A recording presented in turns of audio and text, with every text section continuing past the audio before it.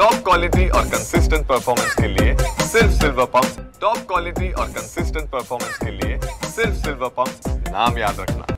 महामार्ग रद्द करण्यात यावा या मागणीसाठी पाहिलं तर अंबाजोगाई तालुक्यातील धायगुडा पिंपळ या ठिकाणी पाहिलं तर गेल्या 1 तासापासून रस्ता रोको करण्यात येत आहे। आपण पाहू शकता या ठिकाणी मोठ्या संख्येने जे किसान सभेचे जे अधिकारी कार्यकर्ते त्यांच्या मोठ्या पाहिजे सकाळपासून या ठिकाणी 1 तासापासून रस्ता रोको करण्यात आलेला आहे। आपण पाहू शकता या ठिकाणी मोठ्या संख्येने वाहनांच्या मोठ्या रांगा लागण्यात आलेला आहे आणि पाहतोय की शक्तीपीठ महामार्ग हे रद्द करण्यात यावा या मागणीसाठी महिला सुद्धा आता आपण रस्त्यावर उतर येतात। मोठ्या संख्येने या ठिकाणी किसान सभा असेल शेतकरी संघटना असेल मोठ्या संख्येने या ठिकाणी आता सहभागी झाली आहेत। आपण माझ्यासोबत काही महिला आहेत, आपण त्यांची काय सांगाल, काय मागणी आहे तुमच्या आणि काय रस्ता रोको करण्यात आलेला आहे?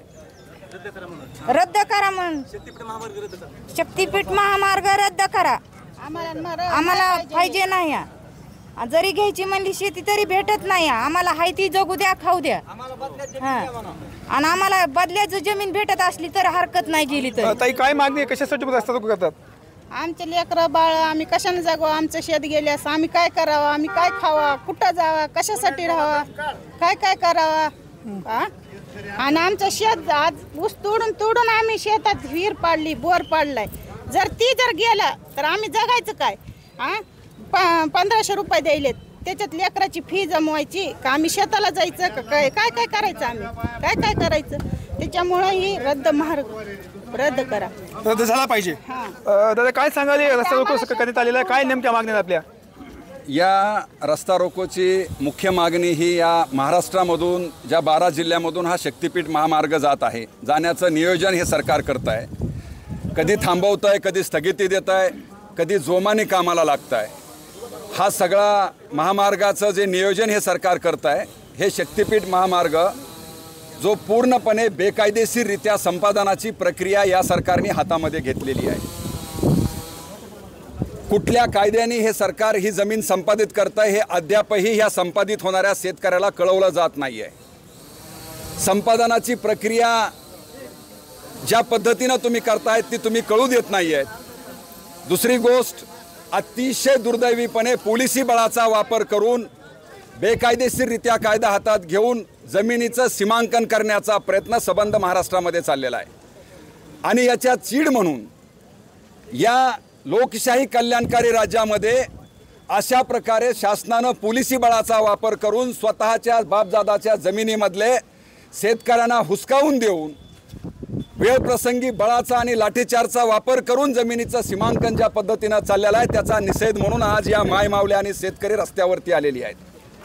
हे सरकार हा रस्ता खऱ्या अर्थानं जर शेतकऱ्यांच्या कल्याणासाठी करणार असतं, आमच्या सिंचनाचा प्रश्न मिटून जमिनी पाण्याखाली आणण्यासाठी करणार असतं, हा सरकार ह्या जमिनी जर आमच्या उद्योगासाठी आमच्या तरुणांच्या हाताला काम मिळण्यासाठी करणार असतं तर त्यालाही आमचा विरोध नव्हता।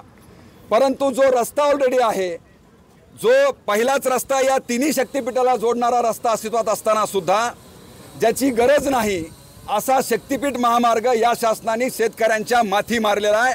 आणि हा शक्तीपीठ महामार्ग शेतकऱ्यांच्या हितापेक्षा या ठिकाणच्या उद्योगपत्यांचं उखड पांढरं करण्यासाठीचा प्रयत्न जे केंद्रातलं आणि राज्यातलं सरकार करत आहे। आणि अत्यंत खेदपणे सांगावं लागतं आहे की आत्ता आपण बघितलं असेल जो काही आपला आत्ताचा असणारा समृद्धी महामार्ग आहे, ज्या समृद्धी महामार्गामध्ये आत्ताच्या एका पावसामध्ये सगळं शेत हे दोन्ही रस्त्याच्या बाजूचं शेत हे पाण्याखाली आलेलं आहे। हा सुद्धा रस्ता याच धर्तीवरती होणार आहे।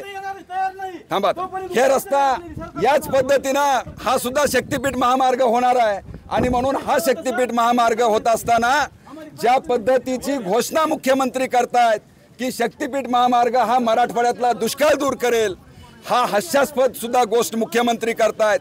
आणि म्हणून हे महाराष्ट्र शासन ज्या पद्धतीची भूमिका शेतकरी विरोधी घेत आहे याच्या विरोधामधला हा रस्ता रोको आज बीड जिल्ह्यामधल्या तिन्ही ठिकाणी होऊ लागलेला आहे।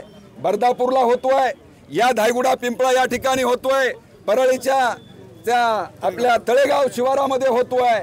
हे सगळे बाधित शेतकरी आज आपल्या कुटुंबासह मायमावल्यासह आपली जी काळी माय आपली हस्तगत होणार आहे ती शेती आणि शेतकरी वाचवण्यासाठीचा हा रस्ता रोको या ठिकाणी करण्यात येत आहे। आता काय मागणी असेल तुमची? आमची एकमुखी मागणी आहे की हा शक्तीपीठ 100% रद्द झाला पाहिजे, ज्याची कुठलीही गरज नाही आहे। केवळ आम्ही म्हणत नाही आहेत तर या राज्यामधले सर्व संरक्षण प्रेमी म्हणतायत, अगदी सगळे निसर्गप्रेमी म्हणतायत, तज्ज्ञांचा अहवाल आहे की या रस्त्याची गरज महाराष्ट्राला नाही आहे आणि म्हणून हा शक्तीपीठ महामार्ग रद्द झाला पाहिजे, एवढ्याच मागणीला घेऊन आजचा हा रस्ता रोको होतोय.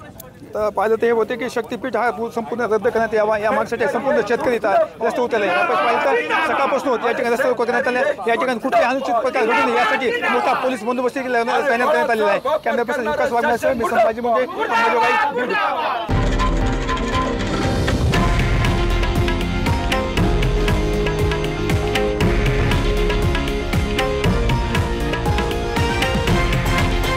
हे आहे देशातील नंबर 1 न्यूज नेटवर्क आणि आपण पाहत आहात TV9 मराठी, एकमेव.